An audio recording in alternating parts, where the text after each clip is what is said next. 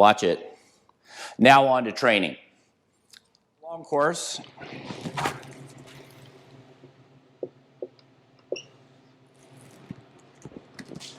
$50 free from a push, has to be under 35 seconds.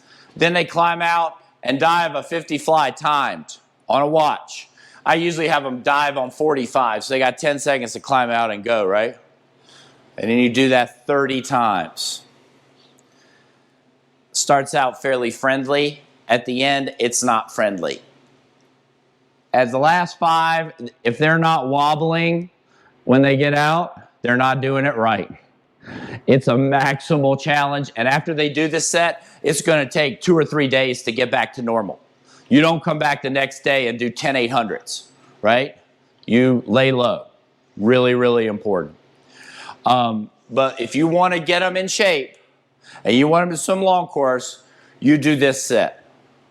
Because I like to dive. Number 1, you get the conditioning bump when they have to jump out of the water. But number 2, whenever a swimmer does anything from a dive, they're more committed to it than when they push. It's just how it is. Just the motion of going through the start. Take your mark, go. They're more committed to it. They start with better speed. And Michael would probably be 27 seconds on these, right? So if you take the dive out, that was 28. That's what we were trying to do in a 200 fly. Never kind of got there, not really. Maybe average it got there, okay? But he's basically swimming at world record speed for all of this time, for 45 minutes, right? So if you want to condition butterflies, here's the way to go. Hey, I do not do this with 12-year-olds. Do not do it with 10-year-olds. You want to hear a story? Sorry, but I digress, but you need to hear this. I went to Aruba with my team, okay? And one day I wanted to do something kind of to break up the training camp because we were just swimming a lot, you know, and it was kind of like getting super hard.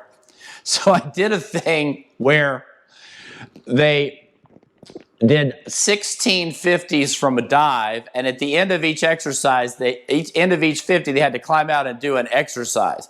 So like, I think it was like 50 fly, from a dive, and then they had to do 10 press outs. Actually dips, 10 dips on the side of the pool. 50 back, they had to do, oh no, the fly was press outs, the back was 10 dips. After breaststroke, they had to do 10 squats, and after free, they had to do 10 push-ups, okay? So it was like 16 50s on, I don't know, 2 or 3 minutes, but they had to do these exercises after, and it was really hard. You know, this is a pretty good training group, right? My MBAC training group is as good as it gets. I told somebody about this at a clinic, and they're like, yeah, we did your set of 50s, of 16 50s with my age group team. I was like, at first, I was like, okay, not that good. He did it 3 times in a row. Okay, 48 50s. How good were the push-ups? I hope they were terrible because they shouldn't be able to do that many, right? Please use common sense when I'm giving you this stuff. This is a chainsaw. In your coach's toolbox, this is a volatile set. Please know when to use it, okay? Do not use it with the tender young ones. Build them up some other way.